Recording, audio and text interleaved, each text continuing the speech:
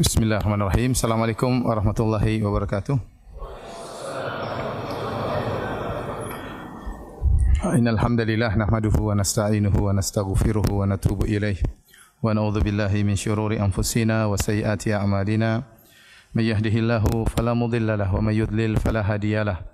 Wa asyhadu an la ilaha illallah wahdahu la syarikalah wa asyhadu anna Muhammadan abduhu wa rasuluhu la nabiyya ba'dah.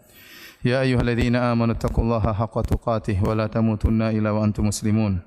Fa inna asdaqal hadithi kitabullah wa khairal huda huda Muhammadin sallallahu alaihi wasallam wa syarrul umuri muhdatsatuha wa kullu muhdatsatin bid'ah wa kullu bid'atin dhalalah wa kullu dhalalatin finnar. Hadirin dan hadirat yang dirahmati oleh Allah Subhanahu wa taala, alhamdulillah pada kesempatan hari ini Allah Subhanahu wa taala mempertemukan kita di masjid yang penuh berkah ini, Masjid Al-Azhar di Cempaka Putih ya. Semoga pertemuan kita diberkahi oleh Allah Subhanahu wa taala. Salawat dan salam tercurahkan selalu kepada junjungan kita Nabi Muhammad sallallahu alaihi wasallam dan juga kepada keluarganya serta seluruh sahabat beliau tanpa terkecuali. Pada kesempatan kali ini kita berkumpul bersama-sama untuk mempelajari dan belajar bagaimana kita bisa menjadi hamba yang bersyukur kepada Allah Subhanahu wa taala. Dan tentunya menjadi hamba yang bersyukur kepada Allah bukanlah perkara yang mudah. Karena syukur merupakan ibadah yang sangat agung. Dia ibadah yang berkaitan dengan amalan hati, amalan lisan, ya, dan juga anggota tubuh. Ya, oleh karenanya bersyukurlah ibadah yang berkaitan dengan amalan hati, amalan lisan dan juga amalan tubuh. Dan bersyukur adalah setengah dari keimanan, sebagaimana perkataan Ibnu Qayyim rahimahullahu taala, al-imanu nisfan, bahwasanya iman itu ada dua, nisfun syukrun wa nisfun sabrun. Bahwasanya iman itu ada dua, setengahnya adalah bersyukur dan setengahnya adalah bersabar. Kenapa beliau bisa mengatakan demikian? Karena kehidupan manusia tidak terlepas dari dua kondisi. Kondisi dia diuji oleh Allah dengan kenikmatan-kenikmatan, atau kondisi dia diuji oleh Allah Subhanahu wa taala dengan kesulitan dan kesulitan. Oleh karenanya Allah Subhanahu wa taala berfirman, "Wa nabluukum bisyarri wal khairi fitnah wa ilaina turja'un." Kullu nafsin dha'iqatul maut, setiap jiwa akan merasakan kematian. Wa nabluukum bisyarri wal khairi fitnah, dan kami akan menguji kalian dengan keburukan dan menguji kalian dengan kebaikan. Dan kepada kamilah kalian akan dikembalikan. Ini sering saya sampaikan bahwasanya jangan dibayangkan oleh kita bahwasanya ujian itu hanyalah kesulitan saja, ya. Bukan hanya sakit, kesulitan, kekurangan harta. Di antara ujian yang Allah berikan kepada hamba-hambanya, nabluukum bil khairi, dan juga apa? Bisyarri wal khairi, kami menguji kalian dengan kebaikan, yaitu dengan kesehatan, dengan waktu luang, dengan kelapangan harta, ya. Sehingga Allah melihat apakah hambanya bersyukur atau tidak. Maka tatkala seorang hamba tidak terlepas dari dua kondisi ini, terkadang mendapatkan kenikmatan, terkadang mendapatkan kesulitan, maka dia berputar di antara dua posisi. Kalau diuji dengan kenikmatan dia bersyukur, kalau diuji dengan kesulitan maka dia bersabar. Dan kalau dia tidak bisa bersyukur maka dia berdosa. Dan kalau dia tidak bersabar tatkala diuji dengan kesulitan maka dia pun berdosa. Maka kalau dia berdosa dia beristighfar. Ya, makanya sebenarnya mengatakan unwanus sa'adah thalathah. Tanda-tanda kebahagiaan itu pada seorang hamba ada tiga perkara. Idza u'tiya syakara, kalau diberi kenikmatan dia bersyukur. Wa idza butuliya sabara, kalau diberi ujian dia bersabar. Wa idza aznaba istaghfar, kalau dia berdosa dia beristighfar. Maka barang siapa yang berpindah kondisinya dalam tiga kondisi ini, diberi kenikmatan dia bersyukur, diberi ujian dia bersabar, tatkala berdosa segera dia beristighfar, maka inilah hamba yang bahagia, hamba yang bahagia. Dan seorang mukmin, ya, dia berusaha beribadah kepada Allah apapun kondisi yang Allah berikan kepada dia. Apakah dalam kondisi lapang ataupun dalam kondisi sempit. Ya. Oleh karenanya Nabi sallallahu alaihi wasallam bersabda, "Ajaban li amril mu'min, innal amrahu kullahu khair." Sungguh menakjubkan perkara seorang mukmin, sungguhnya perkaranya seluruhnya adalah kebaikan, adalah yang terbaik. Wa laysa dzalika illa lil mu'min, dan ini tidak bisa dialami kecuali oleh seorang mukmin. In asabahu sarra syakara. Kalau dia mendapatkan kesenangan-kesenangan, dia pun bersyukur kepada Allah. Fa kana khairan lahu. Maka yang terbaik baginya. Wa in asabahu ad-dharra, kalau dia ditimpa dengan kesulitan-kesulitan, penderitaan, kesempitan, sabar, maka dia pun bersabar.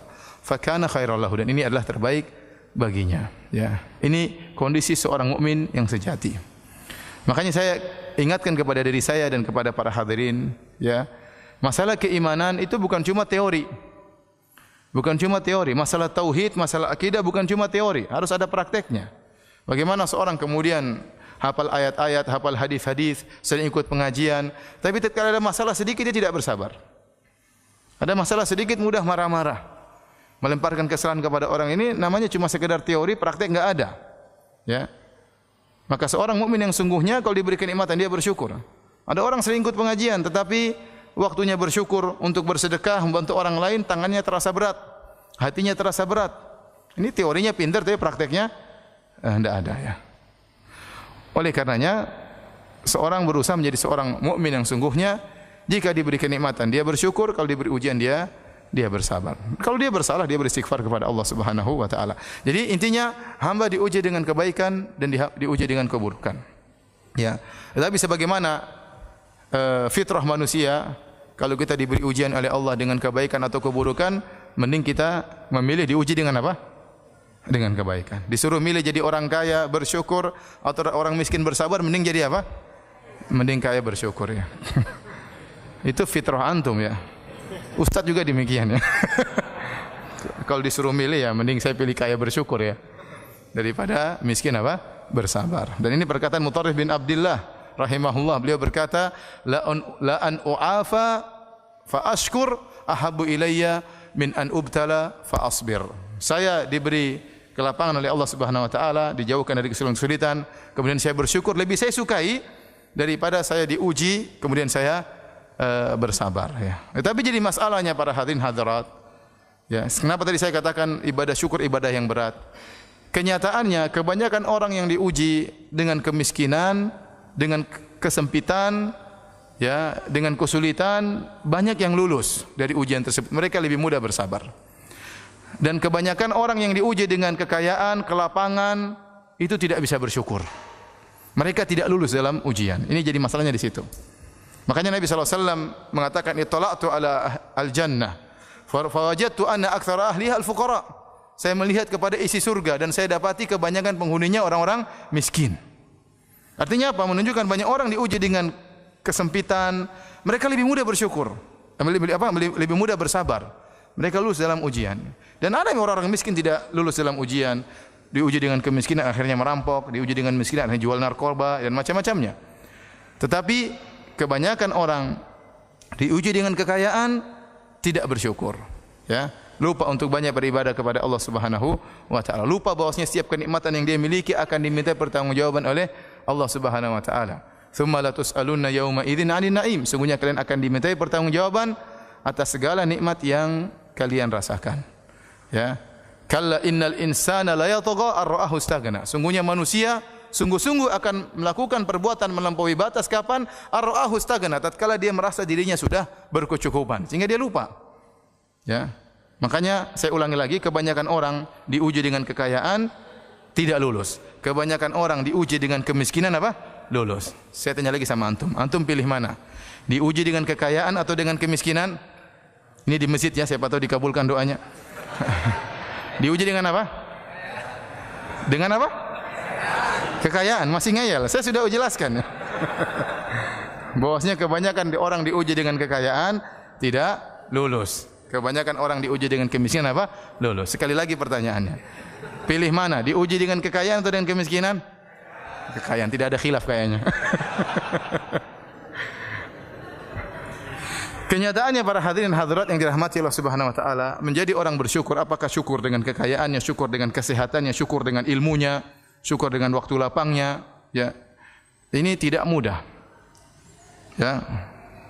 Oleh karenanya ada seorang pernah berdoa didengar oleh Umar bin Khattab radhiyallahu taala anhu. Diriwayatkan oleh Imam Ahmad dalam kitab Az-Zuhud.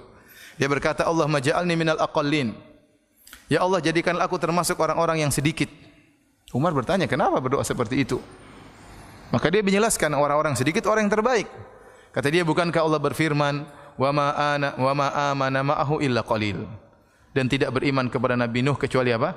Sedikit orang. Allah juga berfirman, illal ladzina amanu wa amilus solihat wa qalilum ma hum. Kecuali orang-orang yang beriman dan beramal saleh, dan hanya sedikit di antara mereka orang-orang seperti itu. Kemudian juga Allah Subhanahu wa taala berfirman, wa qalilun min ibadiyas syakur. Hanya sedikit dari hamba-hambaku yang bersyukur. Hanya sedikit dari hamba-hambaku yang bersyukur. Ini kenyataan. Ya. Karena ibadah syukur bukan ibadah yang mudah. Dan iblis telah bersumpah untuk menghalangi orang dari bersyukur kepada Allah. Dia bersumpah di hadapan Allah Subhanahu wa taala, "Tsumma la'atiyannahum min baini aydihim wa min khalfihim wa an aymanihim wa an syama'ilihim wa la tajidu aktsarahum syakirin." Ini sumpah iblis. Ya Allah, sungguh aku akan mendatangi mereka, anak keturunan Adam. Dari hadapan mereka, akan aku goda dari hadapan mereka. Akan aku goda dari belakang mereka, akan aku goda dari kanan mereka, dan aku akan goda dari kiri mereka, dan kau akan dapati. Dan dia bersumpah, kebanyakan mereka ya Allah tidak bersyukur kepadamu. Ini sudah janji iblis. Sehingga sebagian ulama mengatakan seandainya ada ibadah yang luar biasa lebih hebat daripada syukur, maka iblis akan melakukan godaan yang luar biasa. Sampai untuk menghalangi orang bersyukur, iblis menggoda dari segala arah. Ya, supaya orang tidak bersyukur. Karena kalau tidak bersyukur masuk neraka jahanam. Ya. Maka digoda dari depan, dari belakang, dari kanan, dari kiri. Wala tajidu aktsarahum syakirin. Dan kau akan mendapati kebanyakan mereka tidak bersyukur. Dan Allah telah membenarkan kata Allah, wa qalilun min ibadiyas syakur. Hanya sedikit dari hamba-hambaku yang bersyukur kepada Allah Subhanahu wa taala. Ya. Baik, hadirin dan hadirat yang dirahmati Allah Subhanahu wa taala, perintah untuk bersyukur dalam Al-Qur'an sangat banyak. Ya. Seperti firman Allah Subhanahu wa taala, "Fadhkuruni adzkurkum washkuruli wala takfurun." Ingatlah aku maka aku akan mengingat kalian. Washkuruli, bersyukurlah kepadaku, wala takfurun, dan janganlah kalian ingkar, kufur nikmat. Jangan kalian kufur nikmat, ingkar terhadap kebaikanku. Bersyukurlah. Itu dengan beribadah kepada Allah dan yang lainnya. Ya. Kemudian juga Allah berfirman, "Anishkurli wali walidayka ilayal masir." Bersyukurlah kepadaku, berterima kasihlah kepadaku, dan berterima kasihlah kepada kedua orang tuamu, dan kepada akulah kalian akan dikembalikan. Bahkan Allah Subhanahu wa taala memerintahkan para nabi juga untuk bersyukur. Allah berfirman kepada Nabi Musa, "Ya Musa, inni istafaituka 'alan nasi birisalati wa bikalami, fakhudh ma ataituka wa kum minasyakirin." Wahai Musa, sungguhnya aku telah memilih engkau, ya, dilebihkan daripada manusia-manusia yang lain. Aku milih engkau dengan risalahku. Aku menjadikan engkau seorang rasul. Wa bikalami, dan aku berbicara langsung dengan engkau. Sehingga Nabi Musa diberi gelar dengan kalimullah, yang berbicara langsung dengan Allah Subhanahu wa taala. Kata Allah, "Fakhudh ma ataituka," maka ambillah apa yang aku berikan kepadamu, ambillah Taurat, ambillah hukum-hukum yang aku turunkan kepadamu. Wa kum minasyakirin, dan jadilah engkau menjadi orang-orang yang bersyukur, ya. Jangankan kita untuk diingatkan bersyukur, para nabi juga diingatkan oleh Allah untuk bersyukur kepada Allah Subhanahu wa taala. Baik, hadirin dan hadirat yang dirahmati oleh Allah Subhanahu wa taala. Sekarang kita berbicara tentang bagaimana kita bisa menjadi hamba yang bersyukur. Saya ulangi, kita sama-sama belajar, ya. Ya, bukan cuma antum, saya sebagai pembicara juga ingin bisa menjadi hamba yang bersyukur, ya. Karena bukan perkara yang mudah jadi hamba yang bersyukur, ya. Bagaimana kita bisa menerapkan bentuk syukur kita kepada Allah Subhanahu wa taala? Cara bersyukur dengan 3 perkara. Tadi telah kita sebutkan, syukur ini ibadah yang mulia karena berkaitan dengan amalan hati, dengan amalan lisan, dan amalan anggota tubuh. Maka yang pertama, syukur tersebut harus ada dalam hati kita, pengakuan bahwasanya seluruh nikmat dari Allah Subhanahu wa taala. Seperti dalam doa zikir pagi petang yang sering kita baca, "Abu'u laka bi ni'matika alayya." Ya Allah, aku mengakui bahwasanya seluruh nikmat yang Engkau berikan kepadaku adalah darimu. Aku mengakui seluruh kenikmatan yang Engkau berikan kepadaku. Jadi dalam hati kita ucapkan tersebut, meskipun lisan kita ucapkan tapi perenungan dalam hati. Abu'u laka bi ni'matika alayya. Aku mengakui tentang nikmat-nikmat yang kau berikan kepadaku, ya. Dan nikmat sangat banyak ya yang kita rasakan. Kemudian juga ya seperti tatkala kita berumrah, kita bertalbiyah, kita mengatakan labbaik Allahumma labbaik, labbaik la syarika laka labbaik. Ya Allah, kami penuhi panggilan-Mu ya Allah. Ya Allah, kami penuhi panggilan-Mu untuk datang ke tanah suci ya Allah. Ya, la syarika lak, tidak ada syarikat bagimu ya Allah. Kemudian kita berkata, innal hamda wan ni'mata laka wal mulk la syarika lak. Sungguhnya segala pujian hanyalah milik-Mu ya Allah. Wan ni'mah, dan seluruhnya kenikmatan ini darimu. Seluruh kenikmatan yang kami rasakan dari Engkau ya Allah. Wal mulk, dan seluruh kerajaan adalah milik-Mu. La syarika lak, tidak ada syarikat bagimu. Kita mengakui nikmat semuanya dari Allah Subhanahu wa taala. Mungkin nikmat datang dari orang lain, mungkin nikmat datang dari bos kita, mungkin gaji datang dari bos kita, tapi semuanya yang ngatur siapa? Allah Subhanahu wa taala. Makanya Allah berfirman, "Wa ma bikum min ni'matin faminallah." Nikmat apa saja yang kalian rasakan dari Allah. Dan ini kita harus tahu, "Wa ma bikum min ni'matin faminallah." Ya. Apa saja kenikmatan yang ada pada kalian semuanya dari Allah Subhanahu wa taala. Nikmat apa saja itu semua dari Allah. Nikmat kesehatan, nikmat ketentraman, nikmat keluarga, nikmat anak-anak ya. Nikmat bisa bernafas, nikmat macam-macam. Semuanya dari Allah Subhanahu wa taala, tidak dari makhluk, tidak dari satu pun. Ya. Kata Allah Subhanahu wa taala, "Ya ayyuhalladzina amanu dzkuru ni'matallahi 'alaikum. Hal min khaliqin ghairullahi yarzuqukum minas sama'i wal ard." La ilaha illahu. Kata Allah, wahai orang-orang yang beriman, ingatlah tentang nikmat-nikmat yang Allah berikan kepada kalian. Apakah ada pencipta lain yang memberikan rizki kepada kalian dari langit dan bumi? Tidak ada. Tidak ada yang menciptakan kecuali siapa? Allah Subhanahu wa taala. Semua di alam semesta ini adalah milik Allah. Kita harus akui dengan hati kita. Makanya Allah mengatakan, walladzina tad'una min dunillah walladzina tad'una min dunihi ma yamlikuna min qitmir. Kata Allah, dan seluruh ya orang-orang yang disembah selain Allah, seluruh sembahan-sembahan, berhala-berhala, sembahan-sembahan yang disembah selain Allah Subhanahu wa taala, ma yamlikuna min qitmir. Mereka tidak memiliki meskipun hanya selaput yang ada di biji korma. Mereka tidak memiliki apa-apa, semuanya dari Allah Subhanahu wa taala. Ya. Tidak ada makhluk yang bisa membuat selaput di biji korma. Selaput yang sangat tipis di biji korma yang kita tidak makan, kita buang, itu yang bisa ciptakan hanya siapa? Allah Subhanahu wa taala. Ya.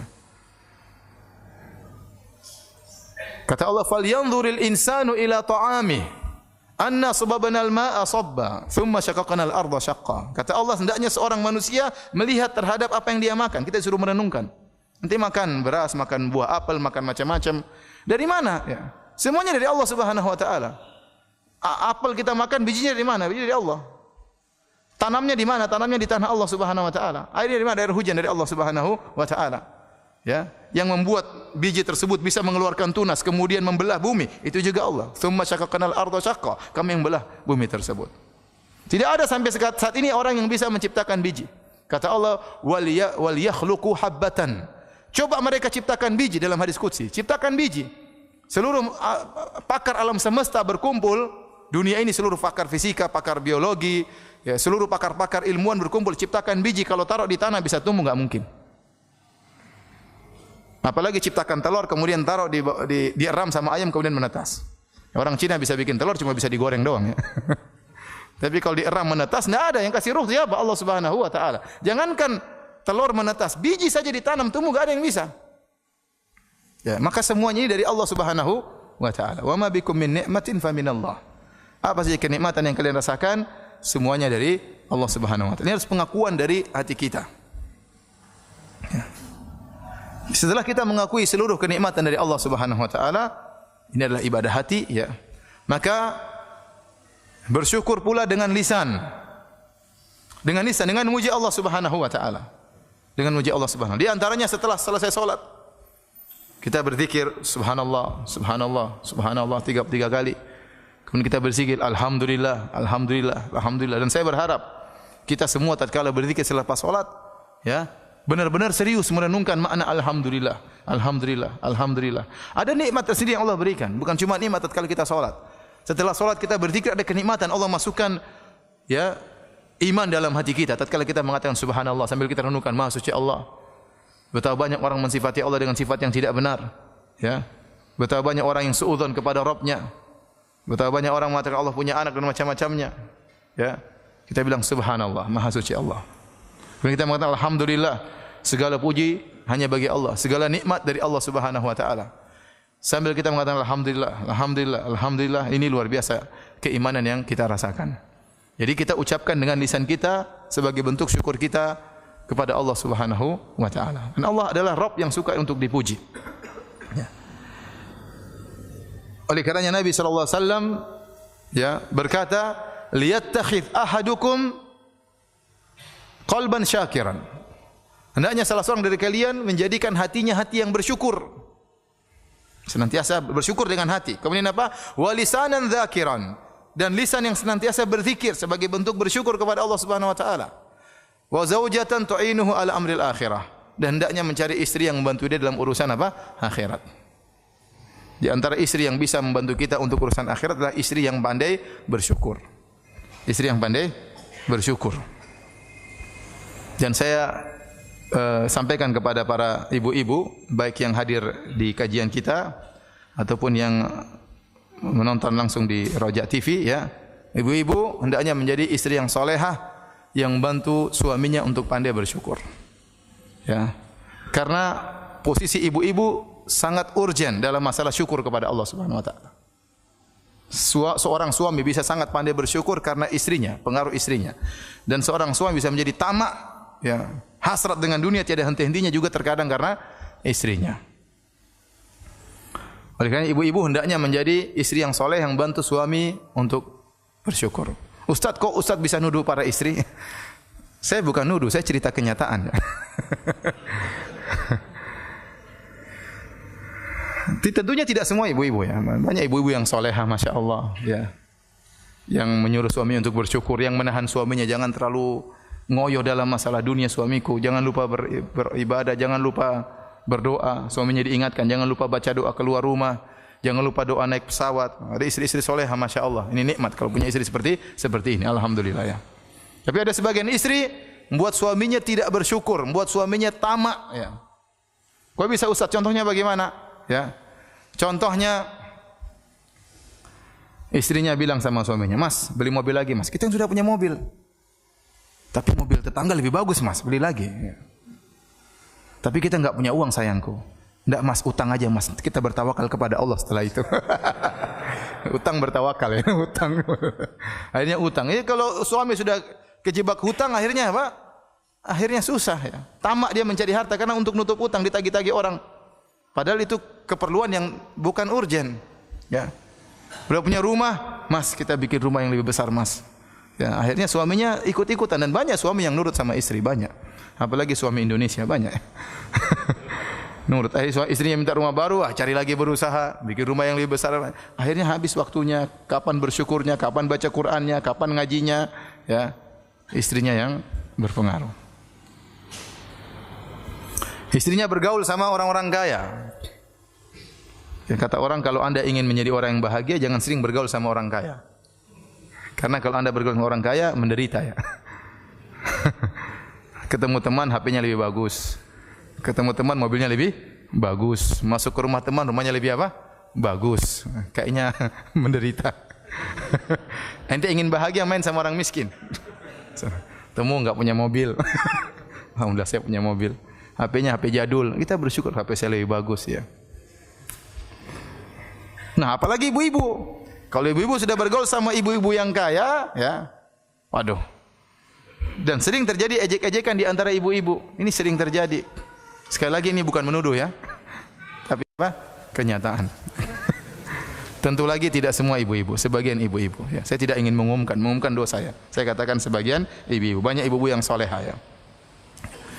Kalau pergi ke pertemuan ibu-ibu, banyak bahan yang sering dijadikan komentar para ibu-ibu ya.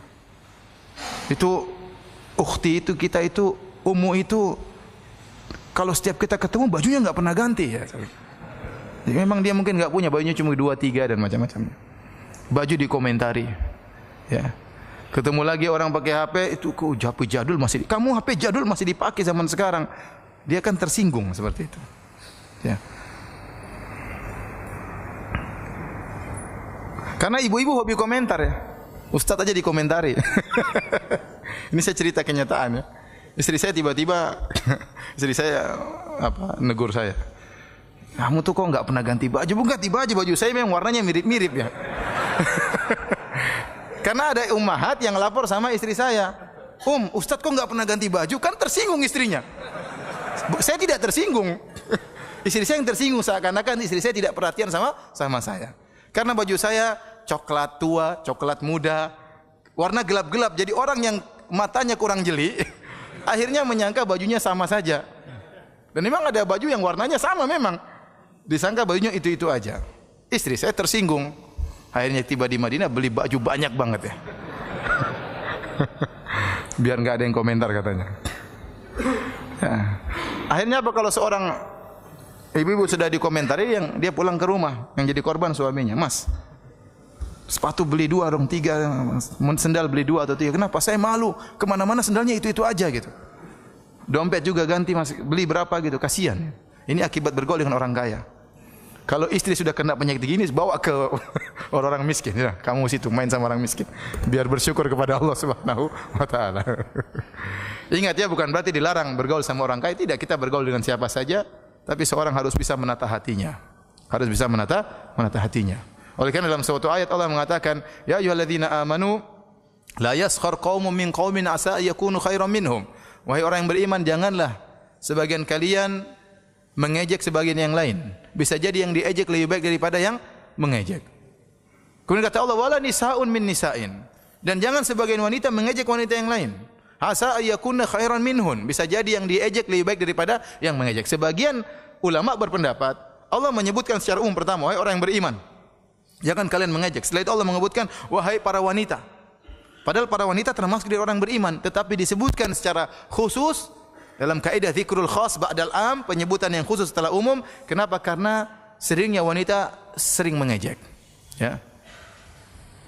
Dan benar kata Nabi SAW, ya, bahwasanya kata Rasulullah SAW kepada para wanita, tasaddaqna fa inna kunna aktsara hatabi jahannam. Wahai para wanita, banyaklah kalian bersedekah karena banyak di antara kalian penghuni neraka jahanam. Sebagian wanita berkata, lima ya Rasulullah, kok bisa ya Rasulullah?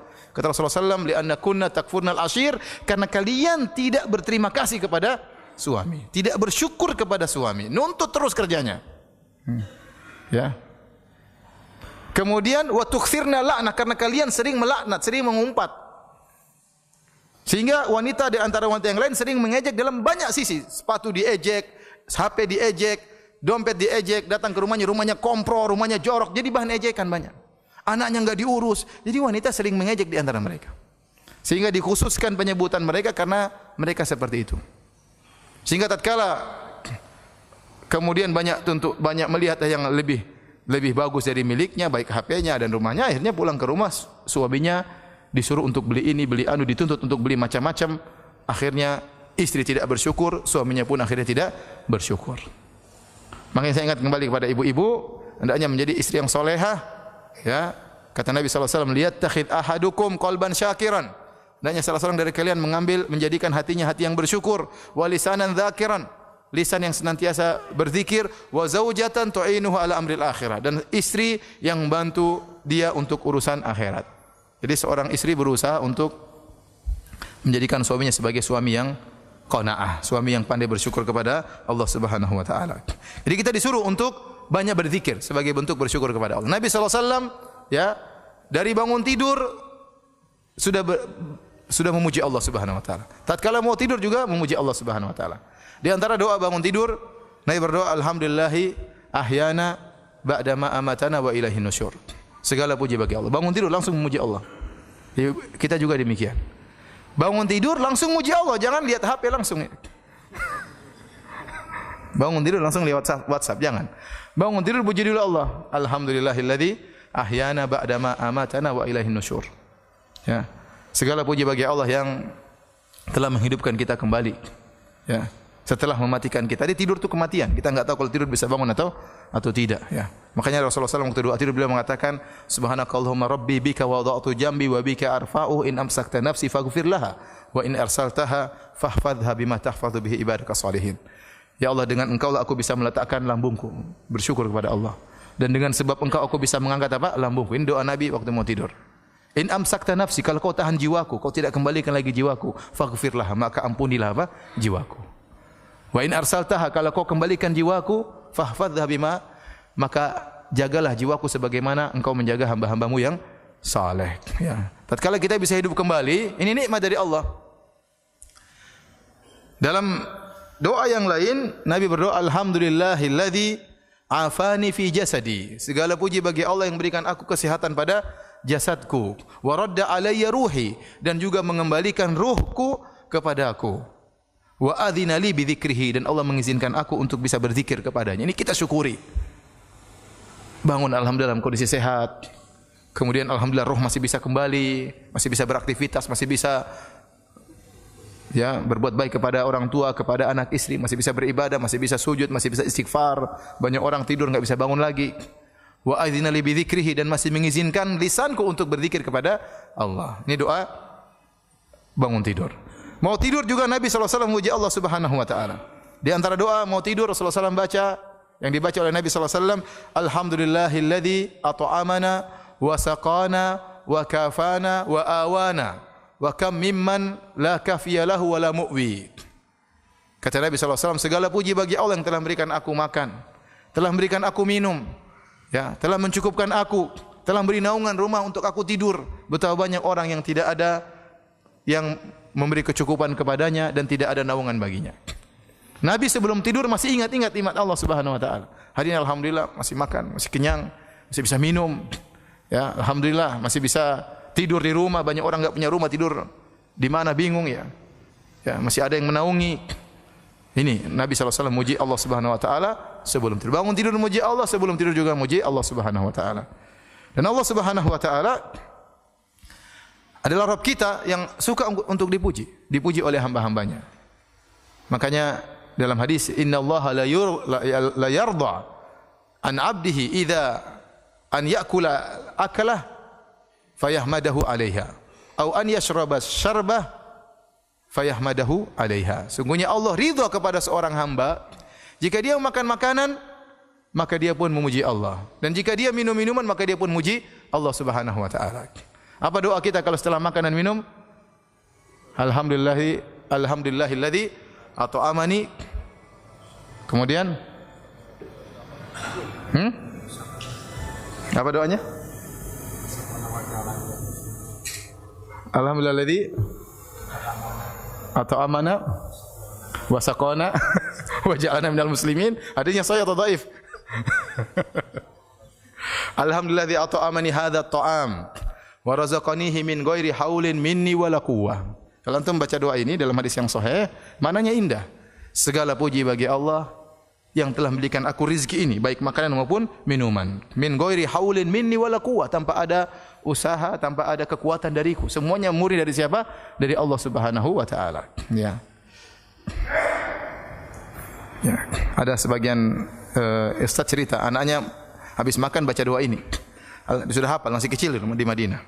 Alhamdulillah at'amani hadzal ta'am wa razaqanihi min ghairi haulin minni wala quwwah. Segala puji bagi Allah yang memberikan aku rezeki ini tanpa ada kekuatan upaya dariku, wala quwwah, dan tidak ada kekuatan dariku. Dia bilang, "Abi, katanya wala quwwah. Di sini saya makan enggak ada kuahnya, Abi." Disangka makanannya, ya Allah, terima kasih atas kuah yang kau berikan kepadaku. Padahal kuah itu maksudnya apa? Kekuatan. Baik, jadi kita berusaha untuk memuji Allah Subhanahu wa taala. Oleh karenanya di antara hamba-hamba Allah yang sangat pandai bersyukur, tentunya para nabi seluruhnya pandai bersyukur. Di antaranya adalah Nabi Ibrahim alaihissalam. Allah mensifati Nabi Ibrahim dengan pujian yang luar biasa. Kata Allah Subhanahu wa taala, "Inna Ibrahim kana ummatan qanitan lillah hanifan wa lam yakun minal musyrikin syakiran li an'umi ijtabahu wa hadahu ila siratal mustaqim." Kata Allah, sungguhnya Ibrahim itu adalah qudwah ummah, yaitu adalah teladan. Kemudian senantiasa beribadah kepada Allah Subhanahu wa taala, hanifan, jauh dari kesyirikan, condong kepada tauhid, yang tidak pernah berbuat syirik sama sekali. Kemudian kata Allah, syakiran li an'umi, senantiasa bersyukur ya dengan nikmat-nikmat yang Allah berikan kepadanya. Allah menggunakan kalimat syakiran, itu isim fa'il. Kalau isim fa'il itu menunjukkan senantiasa. Syakiran. Ya. senantiasa bersyukur kepada Allah li'an umih, atas nikmat-nikmat yang Allah berikan kepadanya. Perhatikan di sini, Allah menggunakan wazan af'ul li'an umih. Karena nikmat itu wazannya bisa dijamak dengan ni'am, ya. Di antaranya bisa an'um. Apa bedanya? Mufradnya nikmatun, bisa dijamak dengan ni'am, wazannya fi'al, bisa dijamak dengan an'um, wazannya af'ul. Bedanya di mana? Dalam bahasa Arab untuk menjamak menggunakan timbangan huruf yang lain. Kalau Indonesia dijamak jadi ulang, ya. Manusia, manusia ya. Orang, orang ya. Masjid, masjid. Kalau bahasa Arab enggak, masjid jadi masajid. Ya. Ada perubahan di antaranya, ya, dirubah tambahan huruf atau yang lainnya, ya.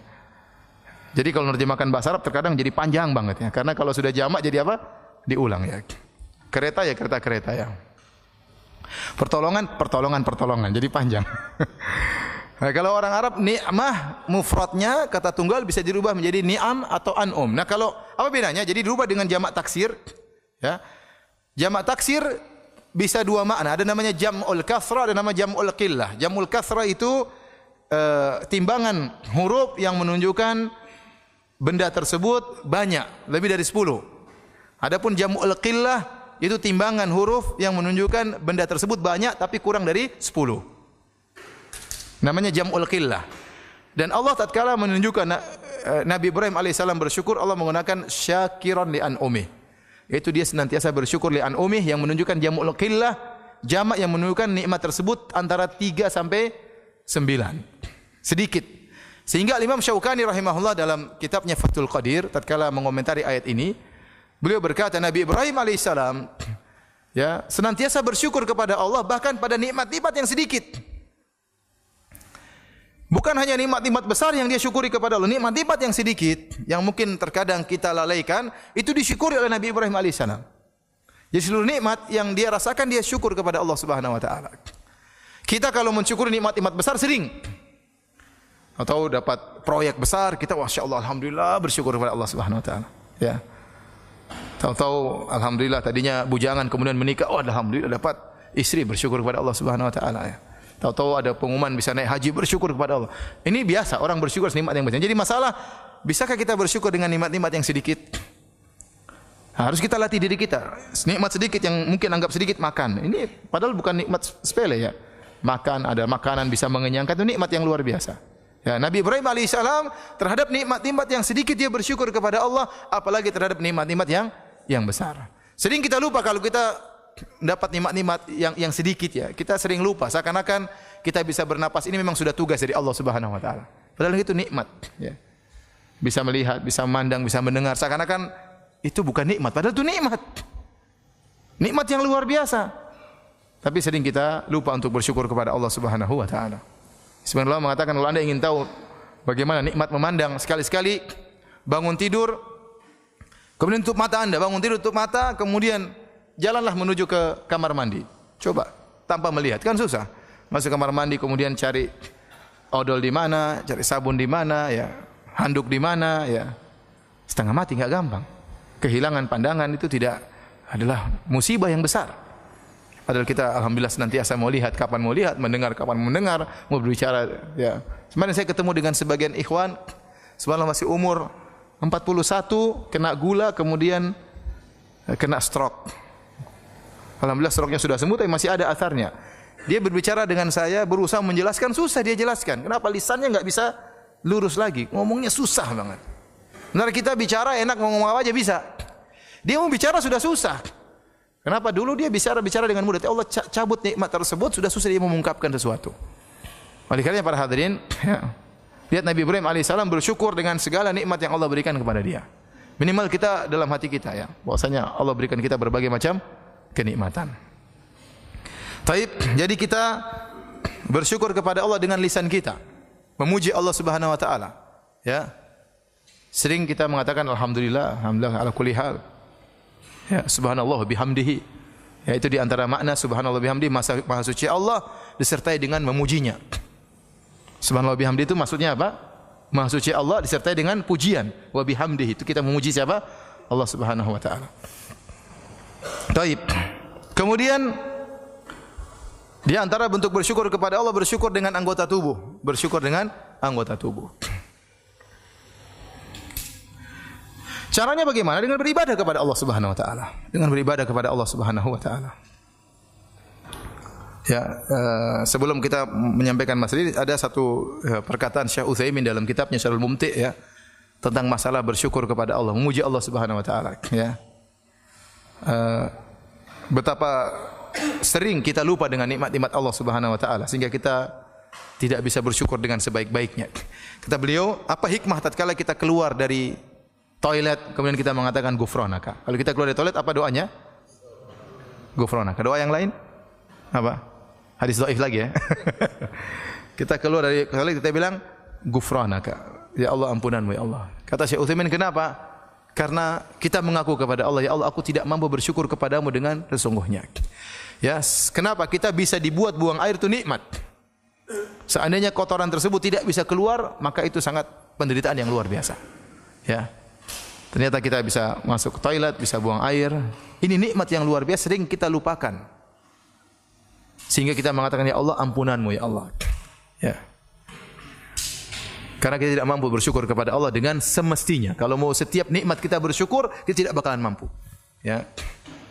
Tapi ini di antara bentuk untuk kita mengakui tentang karunia Allah Subhanahu wa taala kepada kita. Kita lanjutkan tentang bersyukur dengan anggota tubuh. Di antaranya secara umum, kalau Anda ingin tahu Anda bersyukur kepada Allah, maka beribadahlah kepada Allah Subhanahu wa taala. Di antara bukti bersyukur kepada Allah adalah dengan beribadah, ya. Dengan beribadah kepada Allah. Oleh karenanya, ya, tatkala Allah Subhanahu wa taala memberikan kenikmatan yang luar biasa kepada Nabi Sulaiman. Nikmat yang luar biasa, kerajaan yang luar biasa sampai Nabi Sulaiman menguasai para jin, bahkan syaitan juga dikuasai oleh Nabi Sulaiman. Ya, angin dikuasai oleh Nabi Sulaiman, pasukannya juga pasukan hewan, bisa berbicara dengan bahasa hewan, luar biasa. Tidak pernah Allah berikan kepada nabi-nabi yang lain, dan Allah tidak akan berikan lagi kepada nabi-nabi yang lain. Karena dia berdoa dengan kata dia, habli mulkan la yambagi li ahadin min ba'di. Ya Allah, berikanlah aku kerajaan yang tidak boleh lagi kepada seorang pun setelahku. Maka Allah berikan dia berbagai macam mukjizat. Setelah Allah sebutkan tentang nikmat-nikmat tersebut kepada Nabi Sulaiman, kata Allah, i'malu ala Dawud syukran wa qalilun min ibadiyas syakur. Kata Allah, beramalah wahai keluarga Daud, yaitu Sulaiman bin Daud, Nabi Sulaiman dan dia keluarga Daud, kan ayahnya Daud alaihissalam, syukran sebagai bentuk bersyukur kepada Allah. Wa qalilun min ibadiyas syakur, dan hanya sedikit dari hamba-hambaku yang bersyukur, ya. Jadi di antara bukti Anda bersyukur, Anda beramal saleh. Enggak usah banyak teori. Saya ini orang bersyukur tapi salat malas. Ini ngomong kosong itu. Ya. Saya orangnya bersyukur kepada Allah, tapi zikir juga malas, enggak pernah baca Quran. Syukur dari mana? Ya. Saya bersyukur kepada Allah, tetapi pelit kalau bersedekah. Syukur dari mana? Kita enggak pengin banyak teori, pengin prakteknya. Kalau Anda banyak beribadah, berarti Anda bersyukur kepada Allah. Karena yang berikan rezeki kepada Anda adalah Allah Subhanahu wa taala. Ya. Kita saja kalau kita kerja sama seorang bos kita nyuruh kita apa saja, kita nurut atau tidak? Nurut. Mau jam berapa saja kita datang, kita nurut karena kita bersyukur kepada bos. Padahal nikmat yang Allah berikan kepada kita luar biasa. Ya. Maka bukti Anda bersyukur kepada Allah, Anda taat kepada Allah, beribadah kepada Allah Subhanahu wa taala. Di antaranya Nabi SAW menyebutkan tentang mensyukuri engsel-engsel tubuh. Ini apa namanya ini? Sendi-sendi tubuh. Engsel ya. Sendi-sendi tubuh. Alhamdulillah kita bangun pagi bisa gerak, bisa macam-macam ya. Ya. Antum bayangkan kalau bangun pagi kemudian kena asam urat kan setengah mati ya. Bayangkan jalan setengah mati. Saya ketemu teman masih muda, ketemu di mana? Ustaz Firanda ya. Tahu-tahu pakai tongkat 2. Kenapa kakinya? Asam urat Ustaz, kasihan. Ada orang badan kekar kemarin ketemu, kemarin jalan mingi-mingi. Kenapa? Badannya kekar, asam urat. Mau apain? Ada orang sudah susah lututnya, ya, sakit terus. Kenapa? Katanya pelicinnya sudah habislah, macam-macam lah. Kita alhamdulillah gerak-gerak macam-macam mudah. Coba lihat orang kalau kena orang bilang apa? Saraf terjepit itu. Waduh, itu sakitnya luar biasa. Makanya Nabi SAW berkata, Yusbihu ala kulli sulama min ahadikum sadaqah. Sungguhnya setiap sendi yang ada pada tubuh kalian setiap pagi wajib untuk disyukuri dengan sedekah. Ya, dan kita ada 360 sendi. Satu sendi saja enggak beres, sakitnya luar biasa. Dan ini saya dengar sebagian dokter cerita kepada saya waktu saya hajian kemarin. Dokter cerita, Ustaz, gara-gara hadis ini ada orang masuk Islam. Kenapa? Ada seorang pakar sendi, dia menghitung sendi-sendi dalam tubuh manusia, ternyata benar 300 berapa? 60. Padahal yang mengucapkannya Nabi SAW 1400 tahun yang lalu. Akhirnya dia masuk Islam gara-gara hadis ini. Ya.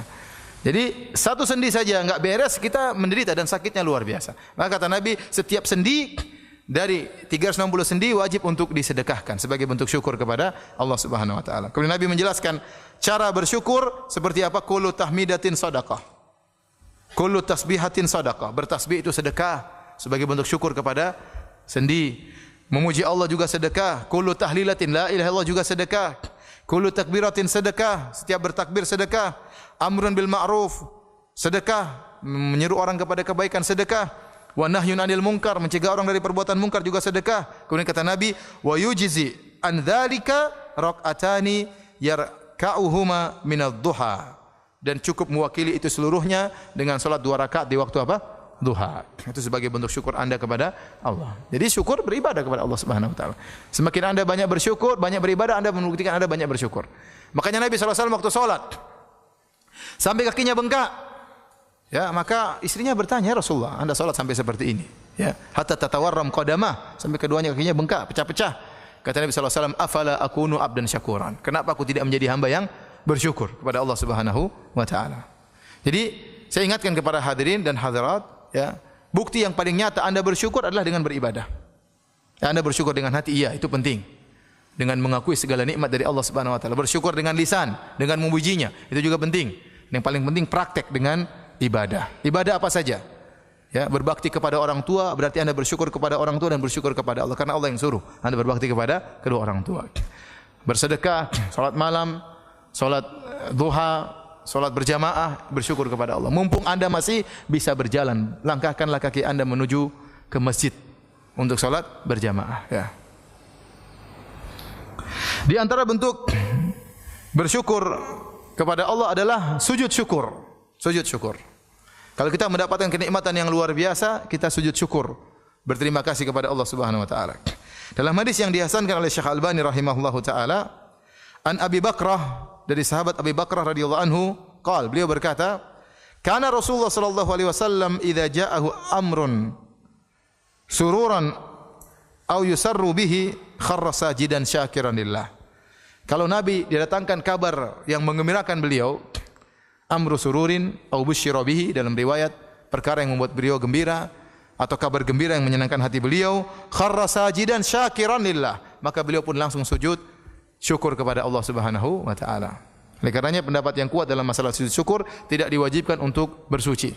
Kapan kita mendengar nikmat yang luar biasa, kita bertakbir Allahu Akbar, kemudian apa? Sujud syukur. Kemudian kita muji Allah Subhana rabbiyal a'la, subhana rabbiyal a'la, subhana rabbiyal a'la, ya.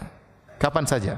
Ya, beda dengan sujud tilawah. Sebenarnya Allah mengatakan sujud tilawah harus berwudu. Tapi kalau sujud syukur, kapan saja kita dengar kenikmatan, segera sujud syukur kepada Allah Subhanahu wa taala. Oleh karenanya bagaimana dipraktikkan oleh para salaf, ya. Contoh dipraktikkan oleh Abu Bakar radhiyallahu taala anhu.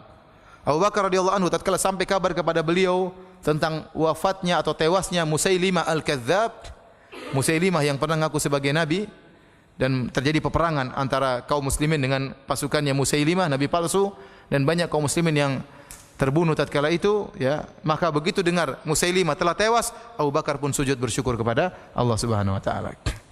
Demikian juga Ali bin Abi Thalib. Di zaman Ali bin Abi Thalib, Rasulullah SAW telah kabarkan kepada Ali bin Abi Thalib bahwasanya, ya, saya khruju fi akhiriz zaman, akan keluar di akhir zaman, qaumun, yaitu orang-orang Khawarij, hudatsaul asnan, sufahaul ahlam, yang mereka masih muda dan kemudian mereka juga orang-orang bodoh, ya.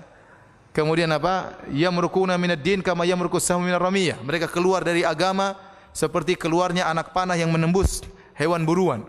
Tidak tercantol di tubuh anak panah tadi, tidak tercantol di tubuh hewan, tapi langsung tembus keluar. Dan Rasulullah SAW sebutkan akan ada orang-orang Khawarij di akhir zaman para sahabat. Itu di zaman Ali bin Abi Thalib, ya. Dan Rasulullah SAW sebutkan di antara orang-orang Khawarij cirinya ada dzasudyah, yaitu ada seorang lelaki yang tangannya buntung dan di ujungnya ada semacam tai lalat yang besar namun ada uraian rambut. Bentuknya seperti sudyah, seperti puting wanita ya. Jadi seperti sudyah itu dalam bahasa Arab artinya puting ya. Tapi seperti tai lalat yang besar. Waktu Ali bin Abi Thalib memerangi orang Khawarij, setelah selesai peperangan tersebut, Ali bin Abi Thalib menyuruh para anak buahnya, iltamisu dzasudyah. Carilah kalian orang yang memiliki ciri seperti itu. Maka para sahabat cari di antara orang-orang yang terbunuh, enggak dapat. Ya'ruku jabinuhu, maka Ali pun berkeringat, lucun keringat. Ya, khawatir salah ini, padahal Nabi sudah sebutkan, tapi Ali yakin bahwasanya yang dia perangi adalah orang Khawarij. Maka Ali berkata, "Inni ma kadzabtu wala kudzibt." Sungguhnya aku tidak berdusta dan saya juga tidak mungkin didustai. Karena yang menyampaikan bahwasanya ada orang ciri seperti itu adalah Rasulullah sallallahu alaihi wasallam. Rasul kata Ali, "Cari lagi." Akhirnya cari ternyata ditemukan orang seperti itu tertumpuk-tumpuk mayat yang lain. Tadi tidak ketahuan karena tertumpuk mayat yang lain. Setelah dibuka-buka ternyata ada orang seperti itu, tangannya buntung, di ujungnya ada semacam tai lalat besar, kemudian ada untaian rambut-rambut. Maka Ali bin Abi Thalib radhiyallahu anhu kharra sajidan, kemudian sujud syukur kepada Allah Subhanahu wa taala.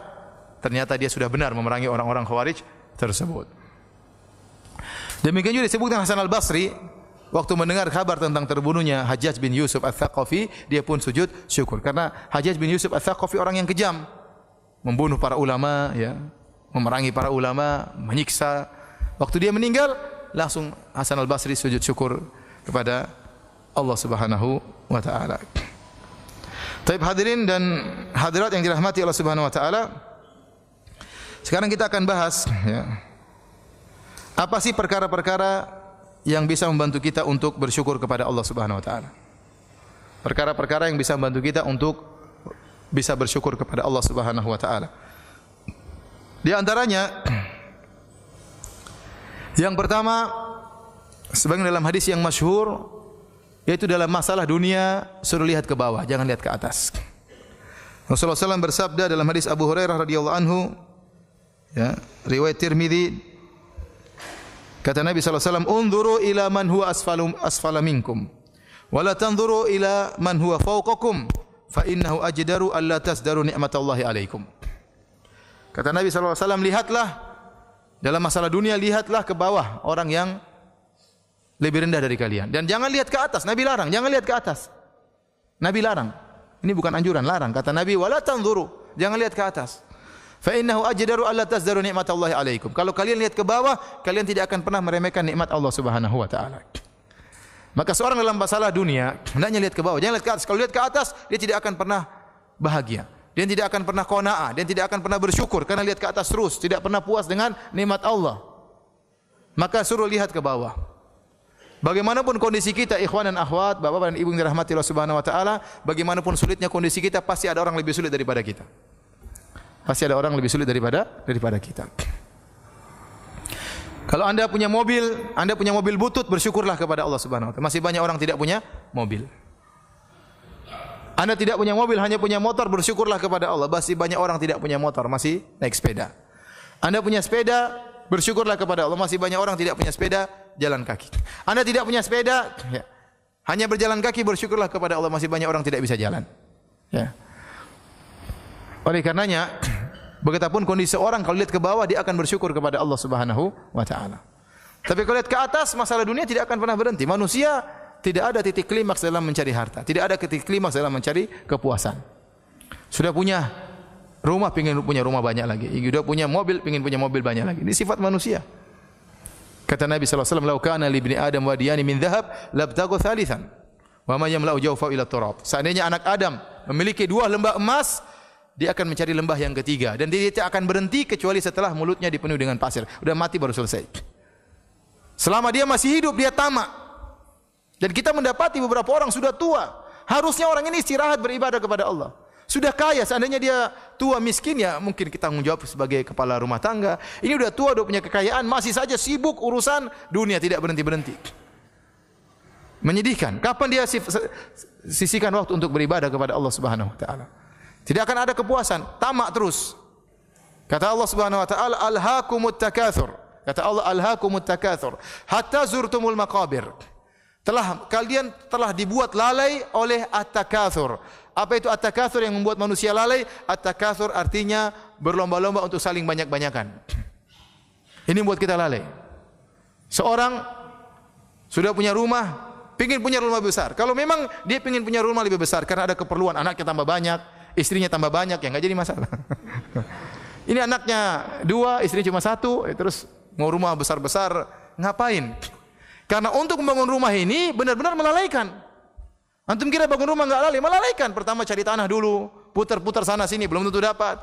Kemudian tawar-menawar tanah, kemudian macam timbun, kemudian bangun, ditongkrongi, ngurusi tukang dan macam-macamnya. Belum rubah-rubah ini, rubah anu, belum pilih ini, beli anu. Akan orang bangun rumah terkadang setahun 2 tahun. Kalau ternyata hanya sekedar untuk berbanyak-banyakan, tidak ada maslahat yang mengharuskan dia punya rumah besar, hanya habisin waktu. Ini benar, kapan baca Quran, kapan mau ikut pengajian, kapan mau macam-macam, susah. Jadi yang buat orang banyak lalai bukan masalah tidak cukup. Kalau orang tidak cukup kemudian karena miskin dia berusaha, kita bilang kita kasih uzur. Dia udah kerja ternyata gajinya tidak mencukupi untuk menafkahi anak istrinya. Dia kerja part time. Banyak orang seperti ini. Ini kita mungkin kasih uzur. Bagaimana lagi? Daripada dia ngemis, mending dia kerja lagi. Yang penting tidak meninggalkan sholat 5 waktu. Yang kita bicarakan bukan orang yang kekurangan, tapi sudah cukup tapi enggak puas. Dan banyak yang model seperti ini. Udah punya mobil, udah cukupi, pingin yang lebih. Ah ini ganti dah, ini kepingin ini tahun sudah 5 tahun, ganti yang lebih baru lagi, ganti lebih baru lagi. Ngapain? Mobil sampai banyak, sampai 4, sampai 5 ya. Dipajang depan rumah, ya ngapain? Masya Allah, datang ke rumah dia ada mobil ini, mobil ini, mobil ini, mobil ini. Buat apa? Yang dia pakai cuma apa? 1. Enggak mungkin dia pakai langsung 4-4-nya kan. Ya akhi, ini semua dihisab nanti oleh Allah Subhanahu wa taala. Ini semua akan ditanya oleh Allah Subhanahu wa taala. Kalau Anda bisa jawab silakan, punya mobil 100 juga enggak jadi masalah. Ya Allah, saya punya mobil 100, kenapa? Karena saya jadikan taksi semua. Ya enggak apa-apa. Banyak orang kerja, banyak orang mesti kalau buat mejeng, buat gaya ngapain? Jadi yang membuat orang banyak binasa, terlalaikan bukan karena kekurangan tapi karena berlomba-lomba, tidak ada kepuasan. Kata Allah, hatta zurtumul maqabir, sampai kalian masuk kuburan baru selesai. Sudah tidak lagi lomba-lomba. Oleh karena dalam masalah dunia, jangan lihat ke atas. Kalau Anda lihat ke atas, Anda tidak akan pernah bahagia. Tidak pernah akan bahagia. Kapan Anda mencapai rasa qanaah, Anda akan bahagia. Oleh karenanya qanaah itu temannya syukur itu kebahagiaan temannya qanaah. Kapan Anda bersyukur, kapan Anda qanaah, Anda akan bersyukur. Kapan Anda bersyukur, Anda akan bahagia. Kapan Anda tidak qanaah, Anda tidak akan bersyukur. Kapan Anda tidak bersyukur, Anda tidak akan pernah bahagia. Saya sering sampaikan, bisa jadi seorang supir lebih bahagia daripada majikannya. Saya ketemu dengan seorang supir murah senyum, senyum-senyum, ya, ramah, tidak ada wajah sumpek, senang-senang saja. Oh ya Ustaz, ya Ustaz. Saya tanya, Pak, kok senyum-senyum terus? Ya kita akan bersyukur Ustaz. Kita terima apa adanya Ustaz. Kalau kita bersyukur enak hidup ini Ustaz. Ini nyeramahi Ustaz, kurang ajar kan. Majikannya belum tentu. Majikannya belum tentu. Mungkin naik mobil lebih mewah, mungkin banyak pikiran macam-macam, belum tentu. Ya. Makanya kebahagiaan itu bukan hanya dimiliki orang kaya. Yang penting Anda qanaah, Anda akan bersyukur. Kalau Anda bersyukur, Anda pasti bahagia. Anda pasti bahagia. Ya. Kata Imam Syafi'i rahimahullah, "Idza ma kunta dza qalbin qanu'in fa anta wa malikud dunya sawa'u." Kalau kau sudah memiliki hati yang qanaah, kau dan raja sebenarnya sama saja. Kapan seorang bersyukur? Coba kalau Anda punya istri suka bersyukur, senyum-senyum terus sama Anda. Tapi kalau enggak bersyukur, Mas ini enggak ada ini, marah terus. Akhirnya dia tidak bahagia, Anda juga tidak bahagia. Karena Anda terpengaruh dalam kehidupannya. Oleh karenanya para hadirin, hadirkan sifat qanaah, lihat ke bawah. Ya.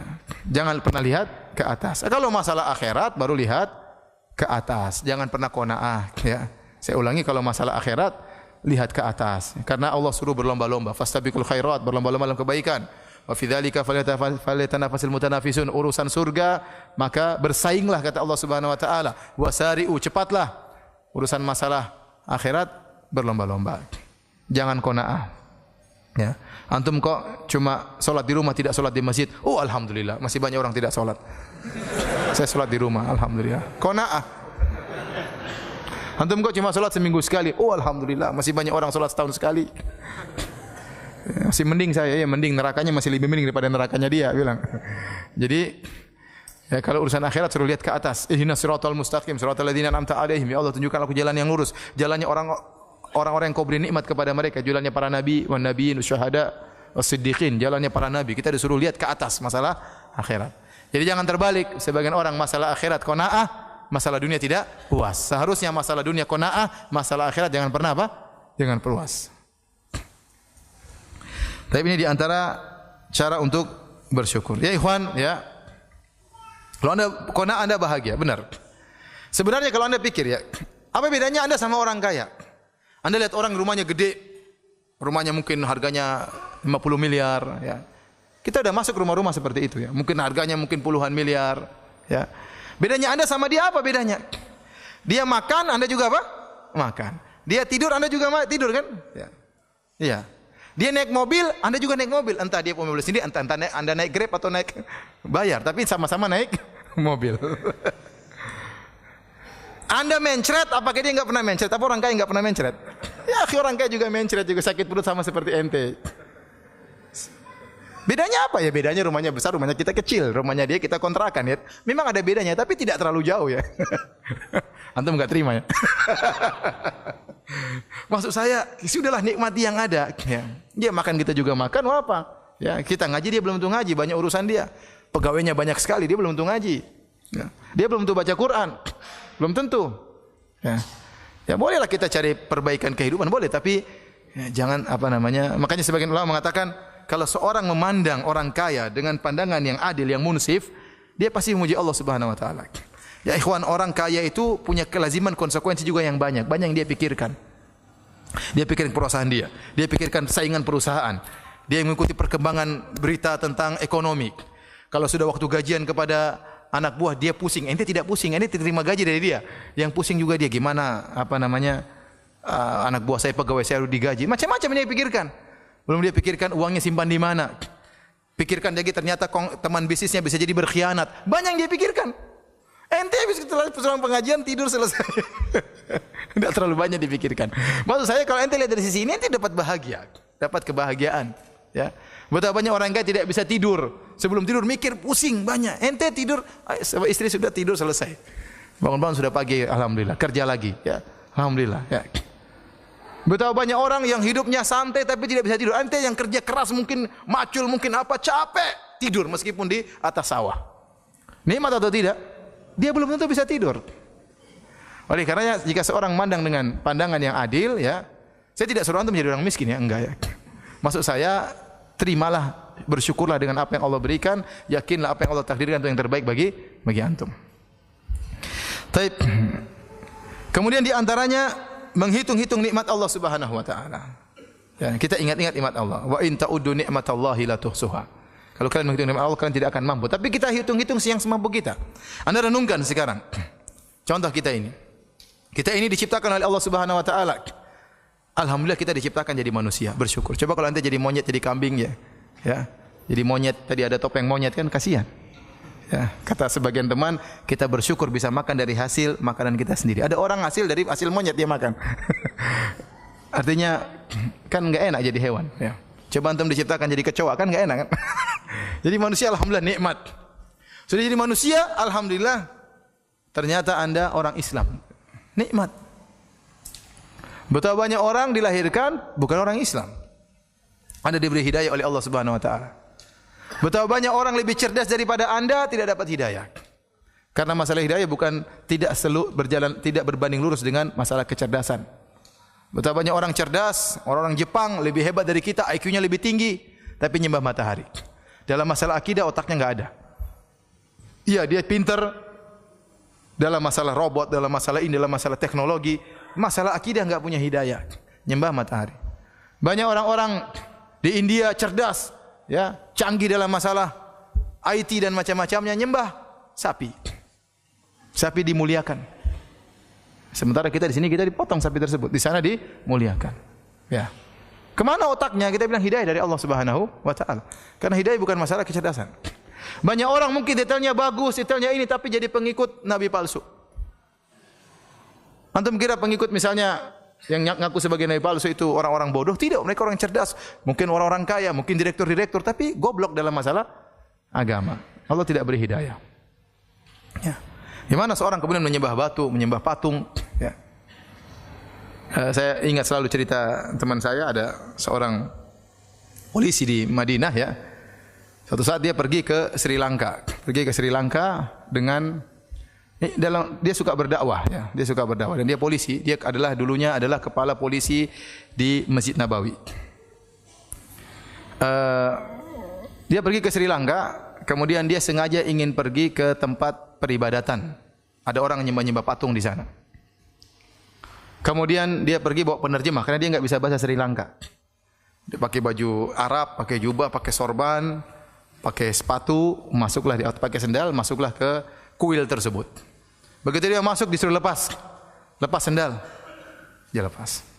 Ini juga lepas. Kata dia, ini juga baju lepas. Enggak, silakan. Biasa dia pangkatnya tinggi, suka perintah orang ya. Maka dia berjalan. Saya berjalan sampai masuk ke dalam kuil tersebut, ada patung gede diibadahi, ada pendeta di situ menjaga patung tersebut. Maka kemudian dia cerita sama saya bikin masalah Firanda. Saya bilang gini, "Assalamualaikum," sama patung tadi. Pendetanya kaget, orang-orang juga kaget karena dia teriak keras. Saya sengaja keras kata dia. "Assalamualaikum." Teman yang terjemahnya takut. Kata dia. Ulang lagi. "Assalamualaikum," 2 kali. Yang orang ramai semua perhatikan. Sampai 3 kali. "Assalamualaikum," dengan suara yang keras. Pendeta dia bilang, "Ada apa ini?" Suruh terjemahin, bilang, "Saya ini beri salam sama Tuhannya, kenapa enggak dijawab?" Orangnya takut. Aduh gimana ini? Terjemah katanya. "Saya enggak berani, kalau kau tidak terjemah saya bikin lebih parah daripada ini," katanya. Akhirnya dia terjemah. Terjemah, dia bilang, "Ini tadi beri salam, katanya kenapa Tuhannya tidak jawab?" Kata pendeta tadi, dia punya ruh tapi kita tidak tahu. Terjemahin sama dia, kalau ruh itu seperti saya, mata bisa buka-buka, bisa ngomong. Ini patung, dan dia sudah sengaja bawa batu di sini. Itu patung sama dengan batu ini. Nih. Subhanallah, di depan pendeta dia ambil batu-batu. Itu patungmu itu nggak dengar, nggak ngelihat, sama seperti batu ini, dibuang. Waduh. Terjemah kata.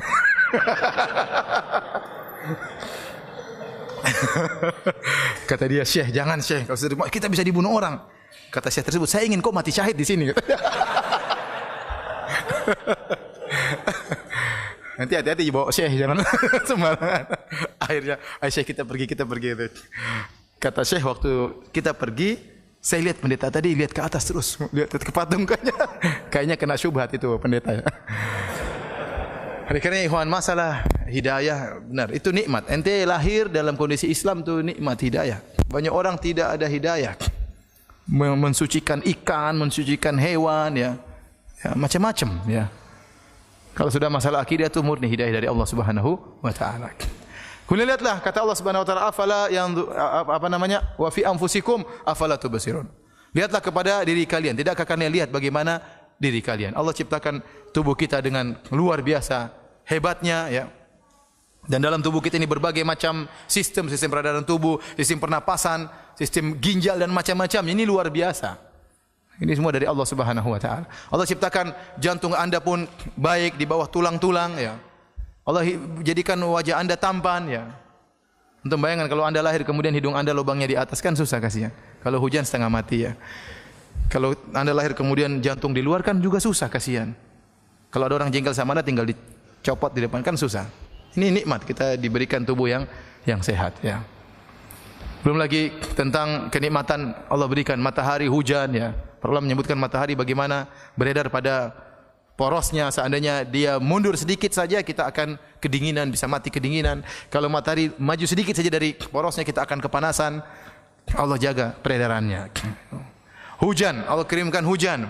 Ibnu Qayyim menyebut dalam kitabnya Miftah dari Sa'adah. Hujan Allah kirimkan dengan rintik-rintik. Dari atas sampai bawah satu tetes saja. Mengenai satu tujuan yang tidak pernah meleset. Seandainya di atas titik-titik tadi bergabung jadi 10 meter kali 10 meter, bahaya kan?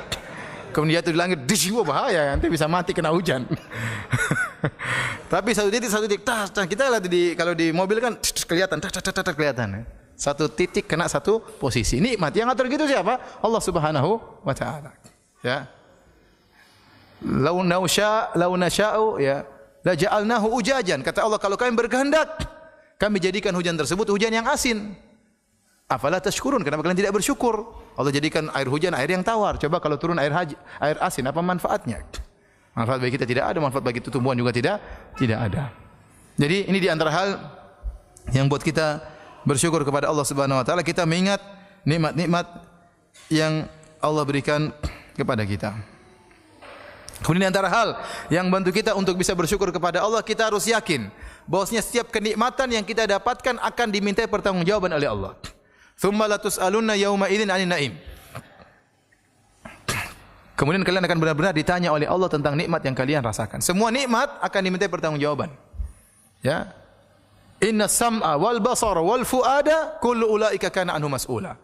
Sungguhnya pendengaran, penglihatan dan hati akan ditanya oleh Allah Subhanahu wa taala. Penglihatan ini nikmat. Pendengaran itu apa? Nikmat. Maka akan ditanya, nikmat pendengaran, nikmat penglihatan ini akan ditanya. Apalagi nikmat yang di luar daripada itu. Dalam tubuh kita yang nikmat ini akan ditanya, kesehatan akan ditanya, umur kita akan ditanya, harta akan ditanya. Nah, kalau kita tahu setiap nikmat yang kita miliki akan diminta pertanggungjawaban, kita akan lebih mudah bersyukur. Kalau kita punya harta banyak, kita akan keluarkan zakat, kita akan sedekahkan. Kita tahu ini akan ditanya oleh Allah Subhanahu wa taala. Kalau kita punya mobil banyak, kalau orang pinjam dengan mudah, silakan, karena mengurangi pertanyaan. Kalau mobil enggak pernah dipakai, pertanyaan panjang, kenapa enggak diparkir terus? Kan repot jawabannya. Buat apa diparkir terus kalau dibeli enggak dipakai? Tapi kalau pinjamin orang, enggak apa-apa. Ada manfaatnya. Ya.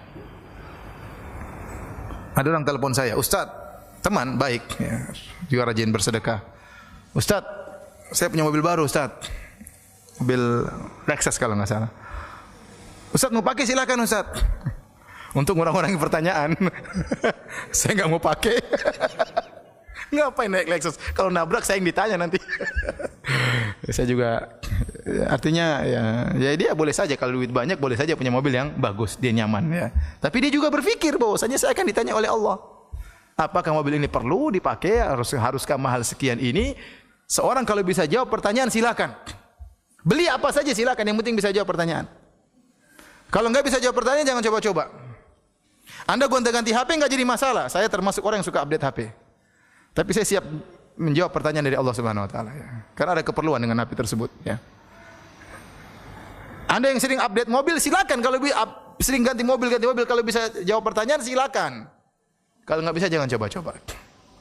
Pingin punya tas, ibu-ibu ingin punya tas 20, silakan. Yang penting bisa jawab pertanyaan nanti kalau Allah tanya. Kenapa tasnya 20? Kalau bisa jawab silakan. Kalau enggak bisa jangan coba-coba. Jangan coba-coba. Saya pernah ditanya oleh seorang ibu-ibu pengajian, ya. Ustaz, saya seorang wanita yang sudah bersedekah, saya sudah begini, Ustaz, saya sudah bayar zakat. Ya, bolehkah saya beli tas harganya 600 juta? Saya bilang, buat apa 600 juta tas? Ya, buat apa? Tas 600 juta buat apa? Kalau Allah tanya gimana jawabnya? Itu tas hebat kah? Bisa simpan mobil, bisa simpan rumah. 600 juta ngapain? Mau tas kecil begini buat apa? Buat apa? Ya. Khawatir tas seperti itu buat orang sombong karena yang ditampilkan mereknya. 600 juta, apa fungsinya? Bedanya 600 juta dengan tas harga 3 juta. Apa bedanya? Enggak ada bedanya. Kenapa harus 600 juta? Kalau bisa jawab pertanyaan Allah, silakan, karena setiap nikmat yang kita rasakan ditanya oleh Allah Subhanahu wa taala. Intinya kalau bisa jawab silakan, enggak ada yang larang. Maka seorang tatkala ingin beli sesuatu, ya tanya, ini bisa jawab enggak pertanyaannya kalau ditanya oleh Allah? Kalau bisa silakan. Silakan. Kalau enggak bisa jangan coba-coba. Hanya memberikan, hanya menambah apa? Bumerang yang akan menyerang Anda pada hari kiamat kelak. Ya. Oleh karena para hadirin, ini di antara hal yang buat kita mudah bersyukur, kita mudah menjadi qanaah. Lihat orang rumahnya besar, kita alhamdulillah. Kalau saya punya rumah sebesar itu gimana ditanya oleh Allah nanti? Sementara tetangga-tetangga masih banyak yang kelaparan, tetangga-tetangga masih banyak yang miskin. Kemarin saya merasa sedih sekali kemarin. Bukan sedih karena saya jarang biasa mengalami seperti itu ya. Saya alhamdulillah kalau misi pengajian dijemput kebanyakannya seringnya pakai mobil ya. Pakai mobil dengan berbagai macam modelnya. Saya ustaz tapi naik mobil macam apa saja pernah ya. Mobil butut, mobil mewah, mobil super mewah juga alhamdulillah. Sudah alhamdulillah ya. Satu saat saya ingin mengisi di Bekasi waktu itu. Beberapa minggu yang lalu. Waktu weekend. Sangat padat waktu itu. Sampai akhirnya tidak terburu padahal saya keluar dari rumah pada asar. Tidak terburu karena long weekend, akhirnya saya bilang sama panitia, sudah saya naik ojek aja. Naik ojek. Karena enggak mungkin, ini sudah lihat di Google masih jauh, enggak terkejar. Akhirnya ada panitia yang turun dari mobil, ngentopin Gojek di tengah jalan. Jadi saya naik Gojek. Naik Gojek, masuk di tengah-tengah kepadatan. Baru pertama saya seperti itu. Asap-asap kendaraan. Subhanallah, saya bilang selama ini saya di atas nikmat. Saya tutup terus ini. Sekarang saya enggak kuat asap seperti itu. Kemudian masuk sampai di depan rel kereta api, nunggu kereta api lewat. Jing jing, waduh kata saya. Benar-benar saya merasakan subhanallah kasihan orang-orang ini selama ini. Ya mungkin mereka biasa, saya tidak terbiasa, kaget merasakan seperti itu, ya. Ibu-ibu, ada yang gonceng orang tua, ada yang anak-anak. Saya lihat sendiri itu, padat sekali waktu itu. Ya. Saya sering lihat mereka tapi saya tidak terpikirkan kalau seperti itu parahnya. Karena melihatnya dalam mobil, kasihan. Ini sekarang saya turun langsung baru saya rasakan apa? Ya Allah, gitu ya, meskipun saya naik mobil orang bukan mobil sendiri, nikmatnya luar biasa. Jadi kalau kita lihat seperti ini dan kita lihat ke bawah, ya, kita juga tahu bahwasanya setiap nikmat akan ditanya oleh Allah Subhanahu wa taala, memudahkan kita untuk bersyukur. Ya. Antum bayangkan saya bisa bayangkan orang punya rumah 8. Itu gimana nanti di akhirat? Ya. Orang punya rumah 8, kemudian punya mobil 10. Gimana ditanya di akhirat? Ya kalau semuanya diperlukan enggak apa-apa, yang penting dia bisa jawab. Tapi kalau cuma dipajang aja, kapan dia sedekah buat masjid, kapan dia bangun pondok, ini harta semua akan ditanya. Pertanyaan bakalan apa? Bakalan panjang. Taib. Di antara hal yang bantu kita untuk bersyukur kepada Allah Subhanahu wa taala, berdoa kepada Allah agar kita menjadi hamba yang pandai bersyukur. Di antaranya adalah doa tatkala dubur salat, sebagaimana di akhir salat, sebagaimana kata Nabi sallallahu alaihi wasallam kepada Muadz, "Ya Muadz, inni uhibbuk." Ya Muadz, sungguhnya aku cinta kepadamu, kata Nabi sallallahu alaihi wasallam. "Fala tada'anna fi kulli duburi salat an taqul." Jangan sekali-sekali kau tinggalkan setiap di akhir salat engkau berdoa, "Allahumma a'inni ala dzikrika wa syukrika wa husni ibadatik." Ya Allah, bantulah aku ala dzikrika, untuk bisa mengingat engkau. Perlu ilham dari Allah. Wa syukrik, untuk bisa bersyukur kepadamu. Wa husni ibadatik, dan agar bisa beribadah dengan baik kepadamu. Bukan ibadah asal-asalan. Bukan salat asal-asalan, pengin salat yang benar. Ngaji bukan ngaji asal-asalan, ngaji yang benar. Ya. Kita ingin ibadah yang benar. Haji bukan haji asal-asalan. Umrah bukan karena rame-ramean orang umrah ikut-ikutan umrah, enggak. Ingin ibadah yang baik. Ingin pandai bersyukur, minta kepada Allah Subhanahu wa taala. Dan renungi doa tersebut. Allahumma inni ala dzikrika. Ya Allah, tolonglah aku. Kalau kau tidak tolong saya tidak bisa ya Allah. Ala dzikrika, untuk mengingatmu sehingga lisan kita senantiasa ingat kepada Allah. Kemana-mana kita mudah berzikir. Wa ala syukrika, untuk bersyukur kepadamu. Oleh karenanya para anbiya, para nabi dahulu mereka minta kepada Allah, ya, agar bisa bersyukur kepada Allah. Nabi Sulaiman alaihissalam tatkala mendengar semut berbicara, fatabassama dhahikan min qawliha. Maka Nabi Sulaiman pun tertawa melihat senyum berbicara, mendengar semut berbicara. Karena semut tersebut mengenal Nabi Sulaiman. Bagaimana dengan Nabi Sulaiman? Kata semut tersebut, udkhulu masakinakum la yahtimannakum Sulaiman wa junuduhu wa hum la yash'urun. Kata semut tersebut, ya ayuhan namlu, wahai pasukan semut, wahai yang merasa semut, ya. Ya ayuhan namlu, ini sudah saya jelaskan karena semut tersebut menggunakan an-naml, kata jama' ada alif lamnya, dan dalam bahasa Arab memberikan faedah keumuman. Antum kan enggak tahu kan? Ini kaidah usul fikih. Dia mengatakan, ya ayuhan namlu, wahai seluruh semut, wahai yang merasa semut. Udkhulu masakinakum, masuklah ke rumah-rumah kalian tanpa terkecuali. Kenapa? La yahtamannakum Sulaiman wa junuduhu wa hum la yash'urun. Jangan sampai kalian keinjak oleh Sulaiman dan pasukannya. Subhanallah. Semut ngomong begitu, Nabi Sulaiman apa? Dengar dan dia tertawa. Kenapa? Ini karunia luar biasa. Semut jaraknya jauh, paling tidak mungkin 2 meter, 3 meter di bawah Nabi Sulaiman. Dan dia ngomong, didengar oleh Nabi Sulaiman. Kemudian dia ngomong, semut aja jalan di sini kita enggak. Jalan di sini kita dengan bau. Ini semut di ujung dengar Nabi Sulaiman. Kemudian semut ini ketemu Sulaiman jadi Nabi. Dia bilang, "Yakimannakum Sulaiman wa junuduhu." Jangan sampai kalian kelindes Sulaiman dan pasukannya. Wah, kena masalah saya. Nabi Sulaiman tertawa. Dhahikan min qawliha, dia tertawa dengan perkataan semua tersebut. Kemudian berdoa, Rabbi auzi'ni an ashkura ni'mataka allati an'amta 'alayya wa 'ala walidayya wa na'mal salihan tarda. Maka dia berdoa, ya Allah, ilhamkan kepadaku agar aku bisa bersyukur kepadamu. Dan agar aku bisa beramal saleh. Nabi Sulaiman minta agar Allah mengilhamkan rasa syukur kepada beliau. Apalagi kita, kalau para nabi saja berdoa agar bisa bersyukur kepada Allah, maka yang lupa untuk berdoa kepada Allah agar bisa diberi sifat pandai bersyukur kepada Allah Subhanahu wa taala.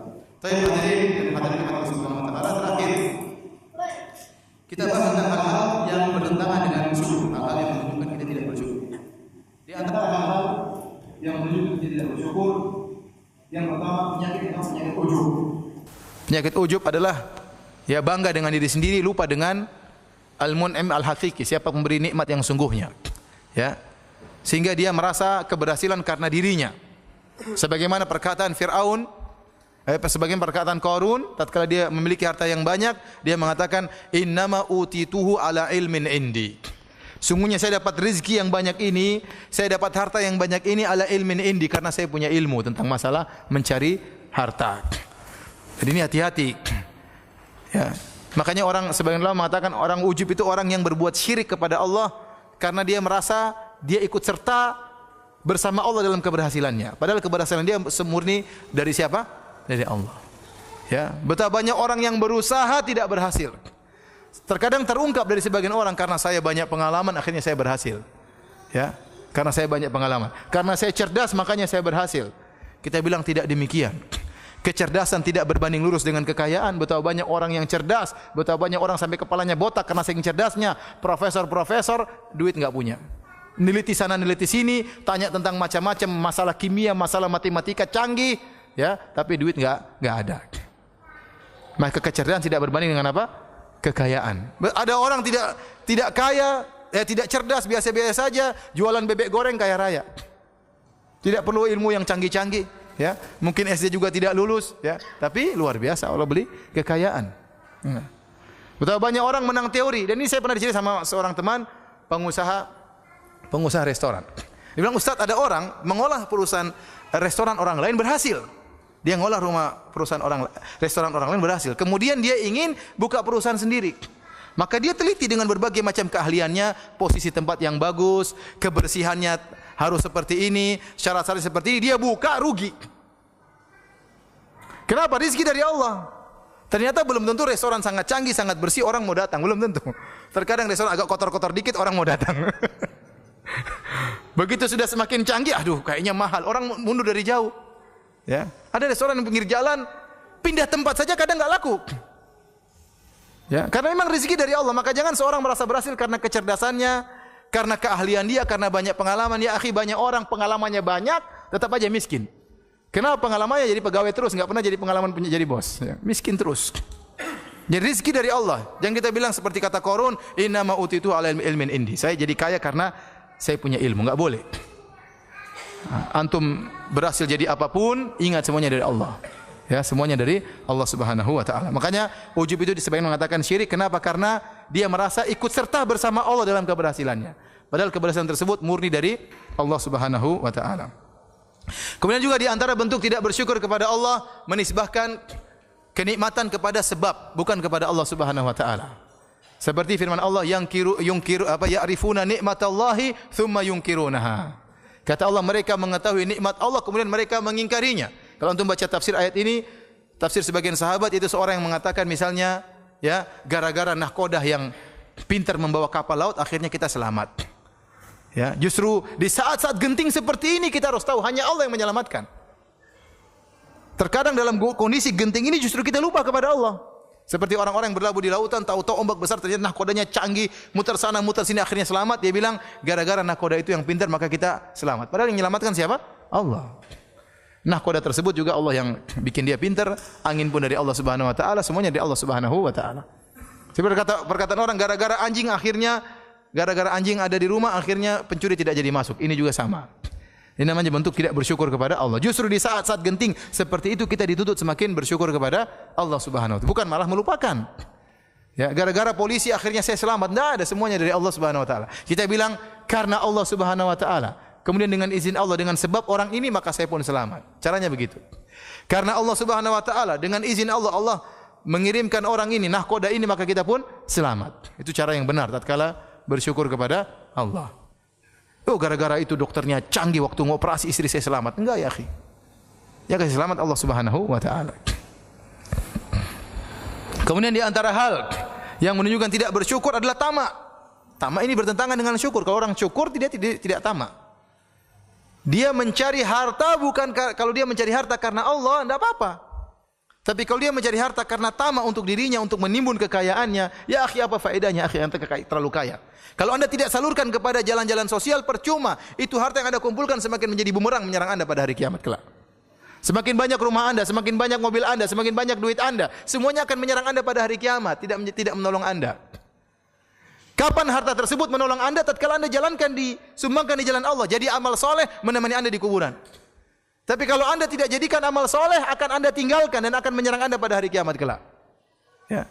Maka kalau tamak mengumpulkan harta sebanyak-banyak, itu hanya membuat seorang sengsara pada hari kiamat kelak. Tapi kalau anda sedekahkan, apa kata Nabi sallallahu alaihi wasallam? Sedekah, ya Pak? Seorang mukmin tahta dhilli sadaqatihi yaumal qiyamah. Dia akan dinaungi oleh sedekahnya pada hari kiamat kelak. Tatkala hari matahari jaraknya satu mil. Semakin banyak sedekahnya, semakin banyak naungannya. Nah, ini berarti benar. Dia sudah infakkan di jalannya, maka sedekah tadi, harta tersebut jadi amal soleh akan menemani dia pada hari kiamat kelak. Kalau enggak akan dia tinggalkan di dunia, akan menyerang dia pada hari kiamat. Maka seorang yang sadar akan hal ini, dia seharusnya tidak tamak. Kalau dia mencari harta, maka harus dia sisihkan untuk sebagiannya untuk di jalan akhirat, ya, untuk kepentingan dia di akhirat, ya. Maka seorang benar, saya sering ingatkan, seorang terkadang dia ingin safety bagi anaknya, bagi istrinya, dia belikan rumah buat anaknya, dia harus juga punya jaminan untuk dia di akhirat. Beli rumah istana di akhirat, bangun masjid, ya, bangun pondok, ya, untuk punya istana di akhirat. Dia harus pikirkan dia juga, jangan pikirkan anak istrinya saja. Dia harus pikirkan dia juga harus punya jaminan di akhirat. Kemudian di antara hal yang menunjukkan seorang tidak bersyukur kepada Allah adalah hasad. Kapan anda hasad menunjukkan anda tidak bersyukur. Kapan anda hasad, anda berarti tidak bersyukur. Kenapa? Hasad itu bentuk protes kepada pemberian Allah Subhanahu wa taala. Ahum yaqsimuna rahmata rabbik. Ya. Nahnu qasamna bainahum ma'isyatahum fil hayatid dunya. Kata Allah, apakah mereka yang bagi-bagikan, ya, rahmat Allah? Apakah mereka yang mengatur pembagian rizki Allah? Apakah mereka yang mengatur tentang pembagian ini kepintaran, rizki, nikmat? Yang mengatur hanya Allah Subhanahu wa taala. Kami yang mengatur, kata Allah Subhanahu wa taala. Ya, tatkala ada orang Allah jadikan kaya, ada orang jadi yang miskin, maka jangan kita hasad kepada yang kaya. Kalau kita hasad, kita seakan-akan protes dengan pembagian Allah Subhanahu wa taala. Maka seorang salaf mengatakan, wa ta'ammaltu hadhil ayat. Saya perhatikan terhadap ayat ini, sampailah dia pada firman Allah, nahnu qasamna bainahum ma'isyatahum fil hayatid dunya. Kami yang bagi-bagi, kata Allah. Rizki, kecerdasan, kepintaran, ya, dan macam-macamnya Allah yang bagi-bagi. Maka saya pun ridho dengan pembagian Allah Subhanahu wa taala dan saya tidak pernah lagi hasad kepada seorang pun. Saya kasih sederhana tadi agar kita tidak hasad. Anda mungkin lihat orang rumahnya banyak. Tadi Anda bilang alhamdulillah, kalau saya punya rumah banyak seperti dia, belum tentu saya bisa sempat beribadah. Bagaimana di akhirat saya bisa jawab pertanyaan begitu banyak. Kadang betapa banyak harta buat orang lalai, ya. Contoh sederhana, ada ustadz misalnya, ada ustadz kalau yang ngisi pengajian yang hadir tidak banyak. Ada ustadz lain yang kalau mengisi pengajian orangnya ramai sekali, maka yang pengikutnya sedikit, jangan hasad kepada yang banyak. Ya, dia dalam hati dia mengatakan, coba kalau saya seperti dia, belum tentu saya bisa ikhlas. Ya, mungkin saya ria, ya. Mungkin saya terfitnah dengan dunia, ya, macam-macam. Jadi dia berpikir seperti itu, dia tahu saya begini, ini yang terbaik di sisi Allah Subhanahu wa taala. Betapa banyak orang yang terkenal di dunia tapi tidak terkenal di langit. Dan betapa banyak orang-orang tidak tahu di dunia tapi terkenal di mana? Di antara malaikat di langit, ya. Oleh karena seorang tatkala berpikir seperti ini, insyaallah akan tidak ada hasad dari dirinya dan dia berusaha melawan. Hasad itu pasti melewati hati kita. Siapapun pernah hasad. Ya, kata Ibnu Taimiyah rahimahullahu taala, ya la yakhlu jasadun min hasadin. Tidak ada jasad yang selamat daripada hasad. Walakin al-karim yukhfi, tapi orang yang mulia menyembunyikan hasadnya, wal laim yubdi. Adapun orang yang buruk akan menampakkannya. Nah, kalau tertimpa hasad dalam diri antum, segera lawan. Yang dilarang oleh Allah kalau bercokol hasad tersebut. Adapun numpang lewat itu tidak ada yang selamat. Numpang lewat biarin aja. Dibuang, dilawan. Tapi kalau bercokol terus, ditanam hasad kemudian bikin jengkel dan macam-macam, ini yang haram. Maka saya ingatkan, kalau Anda hasad berarti Anda tidak bersyukur kepada Allah Subhanahu wa taala. Demikianlah para hadirin dan hadirat yang dirahmati Allah Subhanahu wa taala, kajian kita pada kesempatan kali ini ya. Saya ingatkan kembali, bersyukur mendatangkan kebahagiaan. Kapan Anda menjadi orang yang bersyukur, Anda akan bahagia. Kapan Anda tidak bersyukur, maka Anda terus dalam penderitaan dan jauh dari kebahagiaan. Wallahu taala alam bisawab. Kalau ada yang bertanya, saya persilahkan.